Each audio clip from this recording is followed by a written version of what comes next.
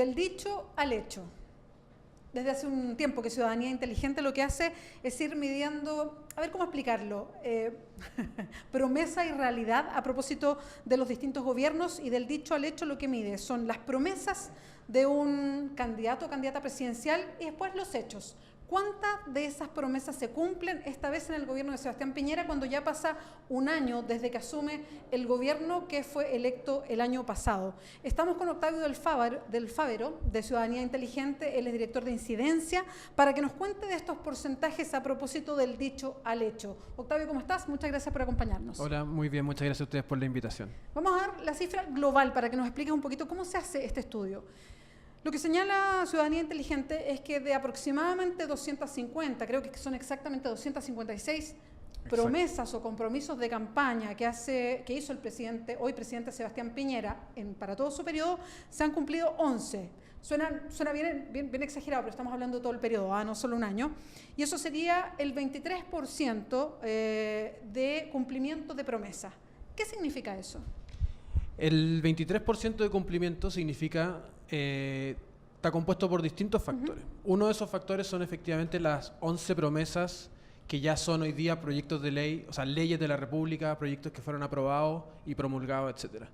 Pero también reconoce el avance que ha tenido otra iniciativa en el comienzo del proceso legislativo. Es decir, la metodología que nosotros tenemos le asigna un puntaje de avance cuando, en este caso, el gobierno presenta un proyecto de ley al Congreso.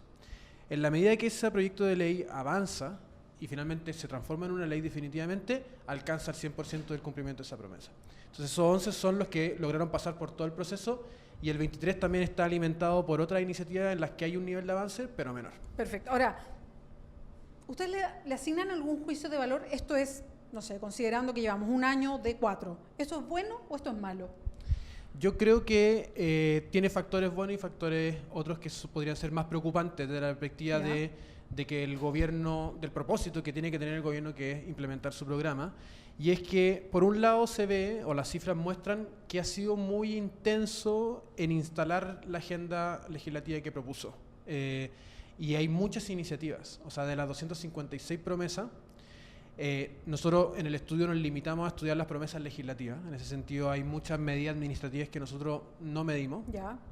Pero de esas 256 ya hay 107 proyectos de ley asociados. Y eso es un número alto en comparativa con otros primeros años de gobierno.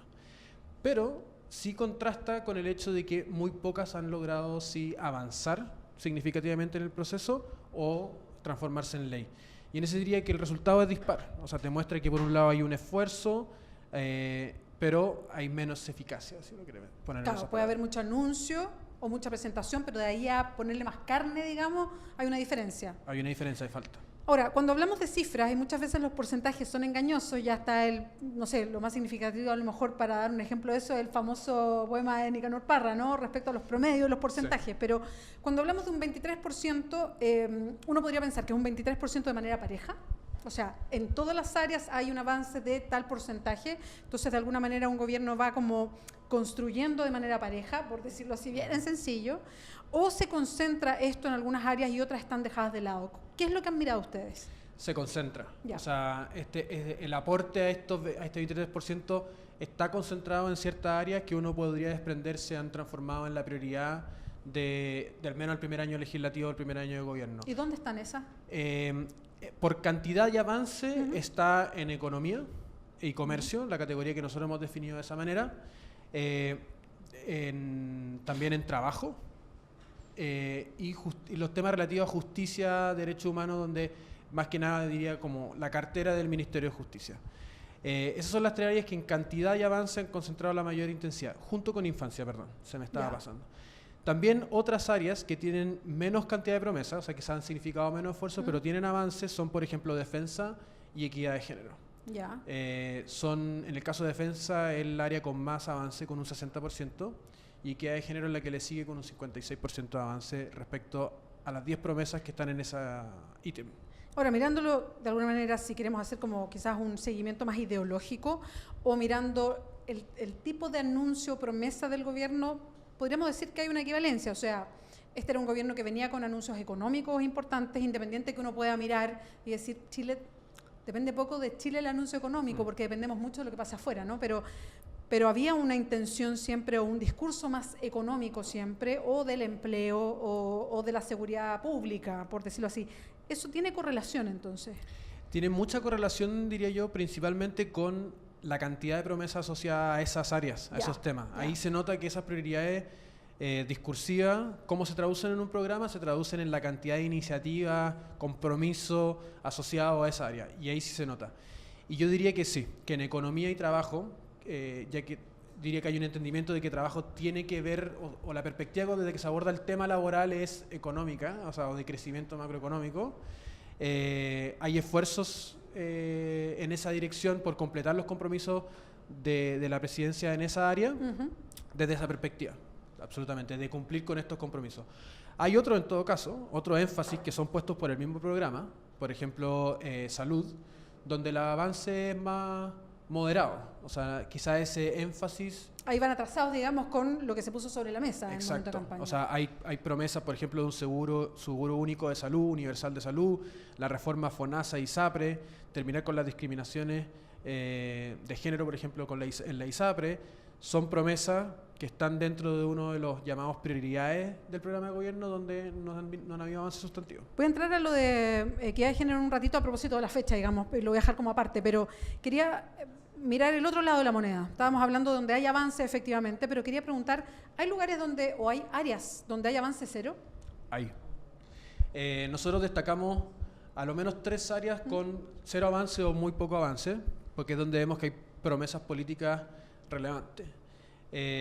Una es de Estado, que tiene que ver con las reformas, modernizaciones del Estado, donde hay solamente un 7% de avance. Hay varias promesas que tienen que ver con temas de probidad, nepotismo, puertas giratorias entre el sector público y el sector privado, que son compromisos de programa, y donde no se ha avanzado de forma relevante. También el gobierno trajo una serie de promesas que también son como vienen de larga data, que es como cambiar la relación ejecutivo-congreso. A mi juicio son reformas difíciles de implementar porque requieren de la venia del Congreso, donde tampoco se ha mostrado ningún tipo de avance. Sí. Otro caso que yo creo que es bien sintomático de lo que ha ocurrido no solamente con este gobierno, sino que con el Estado de Chile, que es pueblo indígena, que tiene un 0% de avance. 0% de avance. Y a mí me llama mucho la atención ya, este es el tercer gobierno que nosotros analizamos de esta manera, es el tercer programa de gobierno donde está el reconocimiento constitucional de pueblos originarios como una promesa de campaña de gobiernos electos, donde no se ha avanzado en presentar una reforma constitucional en esa dirección. Lo mismo con la construcción o creación de un consejo de pueblos originarios, etcétera. Son promesas donde ya creo que la realidad nos muestra a gritos la necesidad de abordar de la deuda que tiene el Estado de Chile, y a pesar de eso, por tercer gobierno consecutivo, no se avanza. Bueno, que va muy de la mano con la actualidad. O sea, si uno sigue lo que ha pasado en cada uno de estos gobiernos, en los últimos gobiernos, diría yo, no sé, remontémonos hace 10, 15 o 20 años incluso, uno puede ver la realidad de cada uno de los gobiernos y uno entiende perfectamente que tiene una correlación con el cero avance, digamos, en esas áreas.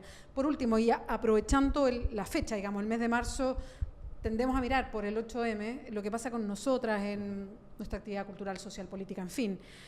Este gobierno tuvo, debuta con el 2018 con además una ola feminista muy grande y trata de subirse a esta ola de alguna manera, haciéndose una diferencia en una agenda mujer y en una agenda feminista, que tiene muchas diferencias. Sí. En ese sentido, cuando hablamos de proyectos que tienen que ver con equidad de género, ¿es equidad de género para el gobierno o equidad de género que podríamos entender una agenda más feminista? Para el gobierno. Ya. Nosotros lo que hacemos el estudio, y en eso hay que ser muy claro, no es un análisis de calidad de política pública, no es un análisis valorativo de si el gobierno lo está haciendo bien o mal. Si es creemos nosotros, un insumo que puede ayudar a un análisis y mostrarte realmente qué es lo que está pasando respecto de lo que ellos mismos prometieron. Es sobre sí mismo. Exacto. La vara la pusieron ellos en la campaña, nosotros nos preocupamos de monitorear eso, porque entendemos que enriquece los procesos democráticos el hecho de que las promesas no caigan en el vacío, sino que se vayan haciendo de una forma cada vez más responsable y más consciente en un diálogo con la ciudadanía. En ese sentido, el gobierno, yo creo que sí, la ola del movimiento feminista de mayo del 2018 creo que fue importante en darle un impulso a la agenda que estaba en el programa, pero que sin duda ayudó a que avanzara. La agenda de equidad de género que tiene el gobierno tiene que ver con muchos temas de violencia, algunos también muy contingentes que estamos viendo hoy día, como la publicación o difusión no consentida de imágenes, violencia en el poroleo, acoso callejero, retipificar la sanción en el femicidio y distintas formas de violencia física hacia la mujer. Y a mí lo que me ha llamado mucho la atención al constatar cómo se ha dado ese avance es que el gobierno ha recogido muchas iniciativas que estaban en el Congreso del gobierno anterior o de iniciativas de grupos de parlamentarias transversales que se definen como bancadas feministas y que han recogido mociones con iniciativas con gente de la oposición, etcétera, y lo han hecho propio de alguna manera y han impulsado esa iniciativa. Yo creo que eso también ha demostrado, qué sé yo, una apertura, pero ha sido una forma eficiente o efectiva de avanzar en una agenda en cooperación con quienes están involucrados en esa discusión. Y eso yo observo que el camino que ha optado el gobierno, yo creo que ha ayudado también a que se avance más significativamente. En esa área en específico. Exacto. Octavio del Fabero, muchas gracias por acompañarnos hoy día. Gracias a ustedes por la invitación. Recuerda www.diarioclever.cl, nos puedes seguir también a través de YouTube.